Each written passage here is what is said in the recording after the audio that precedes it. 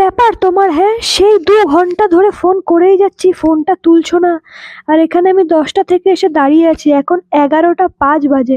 তোমার কোনো হুঁশ জ্ঞান আছে? কোথায় ছিলে এতক্ষণ? আরে রাস্তায় আসছিলাম, ওইখানে রাজুর সঙ্গে একটু দেখা হয়ে গেল।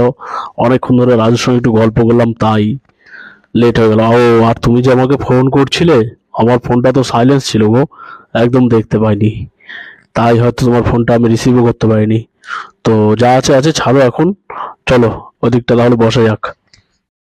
আমি তোমার সাথে আর কোথাও বসবো না, আমার আর টাইম নেই, আমার এখনই বেরিয়ে যেতে হবে। তুমি 10টায় বলে 11টার পরে আসবে, আমার কি আর কোনো কাজ থাকে না তোমার সঙ্গে দেখা করা ছাড়া? আমার আজকে অনেক কাজ আছে, আমি আজকে আর একটা মিনিটও বসতে পারবো না। যাও, তুমি তোমার রাজুকে নিয়ে ব্যস্ত থাকো। আরে আরে আরে, তুমি এত রেগে যাচ্ছ কেন? এইটুকু তো লেট হয়েছে, তার জন্য তুমি এরকম করছো আমার সঙ্গে? সব সময় তুমি এরকম করো কেন? সব সময় তো এরকম করতেই থাকো, যখন একটু লেট হবে। তোমার বুঝি কোনো সময় লেট হয় না? শুধু আমার একারই লেট হয় মনে হচ্ছে। যাও, তোমার যেতে হবে না আমার সঙ্গে। যাও, তুমি অন্য কাউকে দেখে নাও, আমার তোমাকে আর ভালো লাগছে না। তোমার যেটা ভালো বোঝা তুমি সেটা করো, আর আমি আমার মতন থাকবো। হ্যাঁ হ্যাঁ, আমি চলেই যাব। তোমার মতো একটা ফালতু বাজে ছেলের সঙ্গে না থাকাই ভালো। সারাদিন 24 ঘন্টা মিথ্যে কথা বলবে আর মদ খেয়ে এদিক ওদিকে পড়ে থাকবে। তোমার মতো ছেলের সঙ্গে রিলেশনে আসাটাই আমার ভুল হয়েছে। আমি চললাম।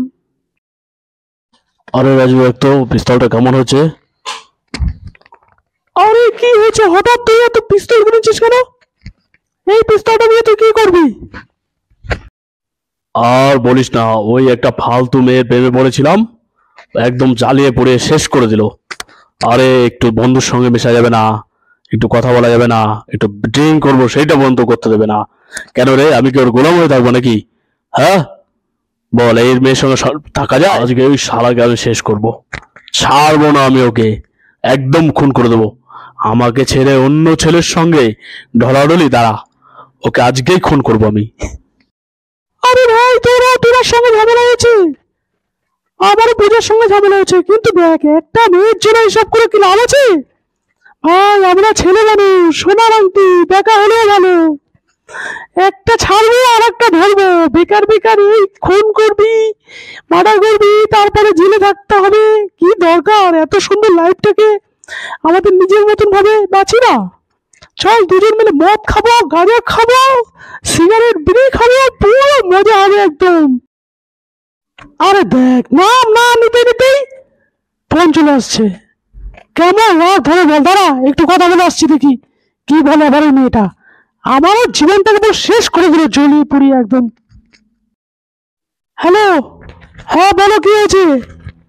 আমি একটু কলেজে আসছিলাম স্যারের সঙ্গে দেখা করতে, স্যার বলেছিল তাই দেখা করতে আসছি। তুমি কোথায়? ঠিক আছে, আমি যাচ্ছি কিছুক্ষণের মধ্যে। তুমি এক কাজ করো, তুমি যে জায়গাটায় দেখা করার কথা ছিল ওইখানে তুমি দাঁড়াও, আমি যাচ্ছি। 10-15 মিনিটের মধ্যে বা আধা ঘন্টার মধ্যে আমি ঢুকছি, ঠিক আছে? ওইখানে দাঁড়িয়ে থাকবে। আরে ভাই শোন, আমি যাই একটু দেখা করে আসছি, বুঝলি, পূজার সঙ্গে। এসে কিন্তু আবার মদ খাবো, এনজয় করবো।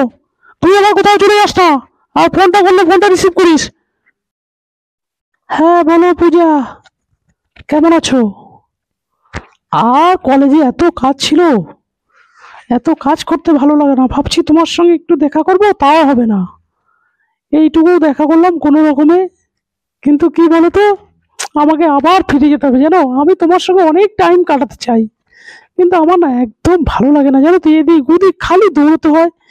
এই কলেজটা যে কবে কমপ্লিট হবে, কবে তোমাকে বিয়ে করব, তারপর একটু সংসার করব, এটাই আমার মনের ইচ্ছা। ঠিক আছে, তোমার যখন আজকে সময় নেই তাহলে আমরা অন্যদিন দেখা করে নেব। যাও, তোমার কাজটা আগে, আমাদের দেখা করাটা নয়। আগে তুমি কাজগুলো সব কমপ্লিট করো, নিজে একেবারে পুরোপুরি হয়ে যাও, তারপরে আমাকে কল করো তোমার ইচ্ছে মতো। আমি সবসময় তোমার জন্য আছি। তুমি তাহলে এবারে এসো। যাক বাবা, বাঁচা গেল, এবার একটু শান্তি মতন মদ খাওয়া যাবে। এইটার তো পেছন ছাড়ালাম, ভালোই হলো। বন্ধুরা, গল্পটা কেমন লাগলো তোমরা আমাদের কমেন্ট করে জানাও, আর লাইক সাবস্ক্রাইব করতে কিন্তু ভুলো না। সবাই খুব ভালো থেকো, টাটা।